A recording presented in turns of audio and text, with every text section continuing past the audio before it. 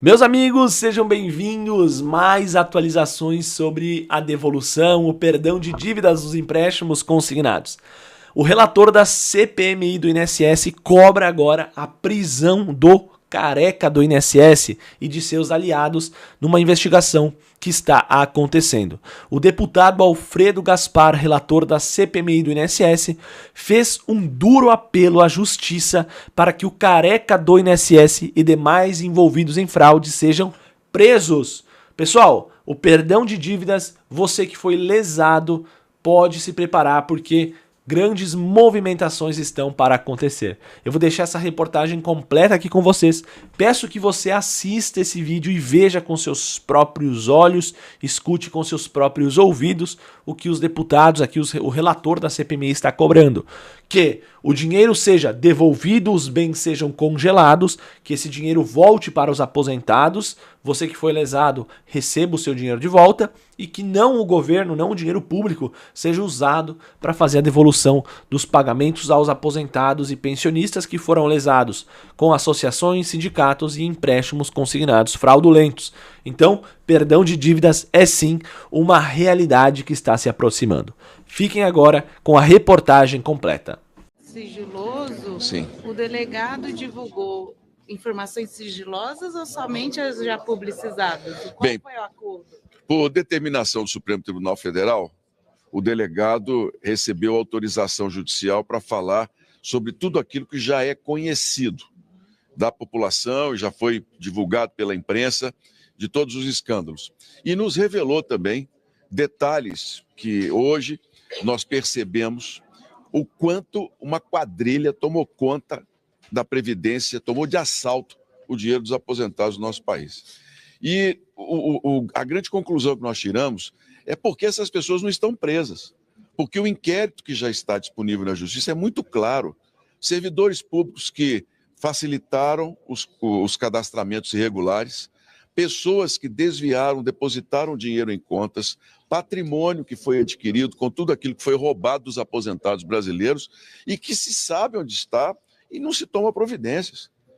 Isso é a conclusão que nós tiramos hoje e que nós queremos, na semana próxima, começar também a trabalhar com o Judiciário.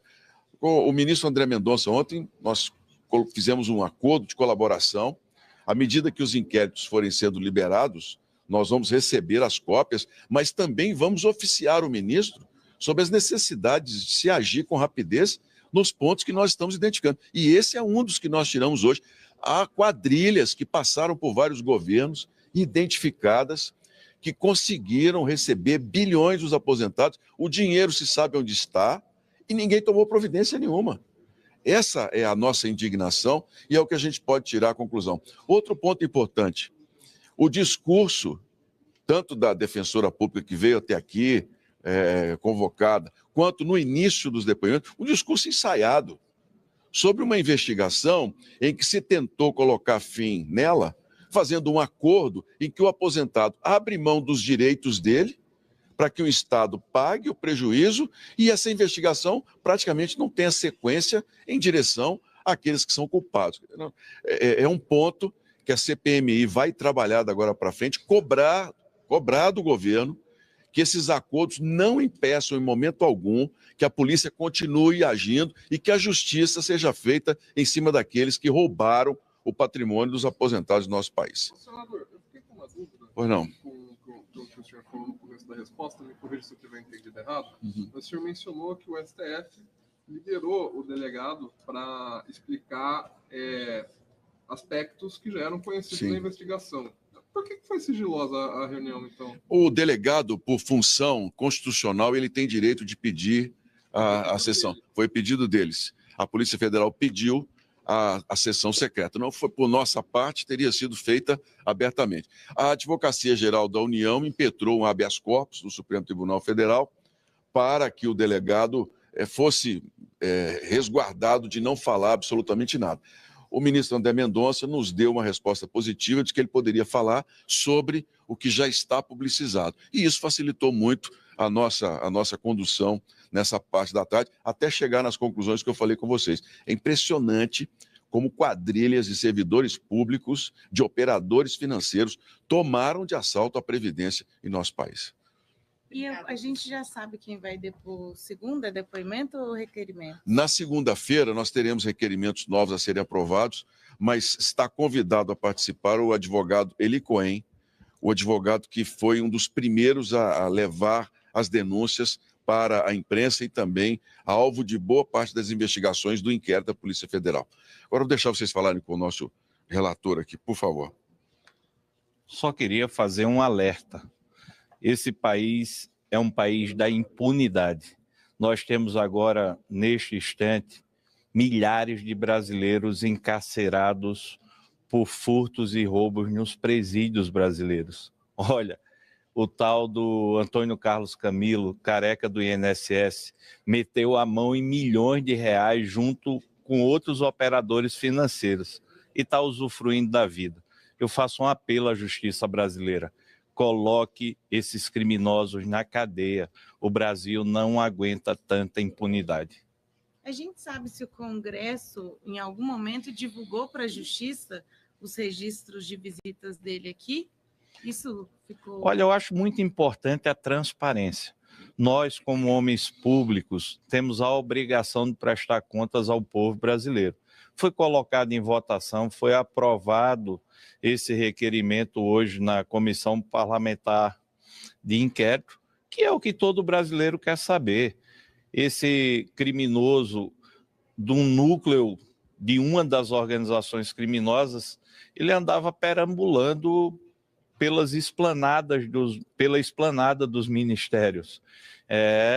Nós não temos nada a esconder. E o povo também quer saber se houve efetivamente apoio de quem para um elemento como esse conseguir ter influência em várias ocasiões para retirar o dinheiro do povo sofrido brasileiro. Mas o que está se precisando hoje é de uma medida restritiva de verdade, cadeia para esses bandidos que estão descobertos. A operação já foi realizada, porque o Brasil não aguenta mais impunidade, e esse é o papel da CPMI. O presidente senador Carlos Viana deixou hoje muito claro. Recebemos 2 testemunhas honradas, defensora e delegado, mas eles viram que nós da CPMI não estamos para fazer qualquer tipo de concessão. Só admitimos a verdade e que ela seja amplamente esclarecida. Foi pedido um habeas corpus perante o Supremo e o tiro saiu pela culatra. O ministro André Mendonça, pela responsabilidade e transparência de suas ações, deixou muito claro, sigilo só naquilo que está sendo investigado e que vai atrapalhar a investigação. O que não tiver tem que colaborar com a CPMI. Nós estamos imbuídos do propósito de dar as respostas ao povo brasileiro. Não podíamos deixar de fazer esse agradecimento à justiça brasileira através do ministro André Mendonça, que colaborou bastante com a sua decisão hoje com os trabalhos da CPMI. Ô, deputado, a impossibilidade de se ter a lista dos senadores que o careca do INSS visitou compromete a investigação? Olha, eu acho que esse é um anseio muito maior da própria sociedade brasileira. Não tem problema nenhum qualquer cidadão brasileiro fazer uma visita a um gabinete de um parlamentar. O problema é se esconder que parlamentar e qual o assunto foi tratado. Os nossos gabinetes na Câmara e no Senado estão abertos ao povo. Ninguém está livre de receber a visita de um criminoso ou de um vigarista. O que nós não podemos é permitir que isso permaneça em sigilo. O povo quer transparência. Nós estamos no século XXI, povo cansado de corrupção e acobertamento. Então a advocacia do Senado errou. Eu não sei o que é que você está falando. Existe um parecer da Advocacia do Senado que impede a entrega desses documentos para a CPI. Olha, a CPMI... Você não tem conhecimento desse documento? Não, eu, enquanto relator, não. Eu, enquanto relator, estou acabando agora de sair da reunião. Mas acho equivocado qualquer restrição à CPMI. Nós estamos vivendo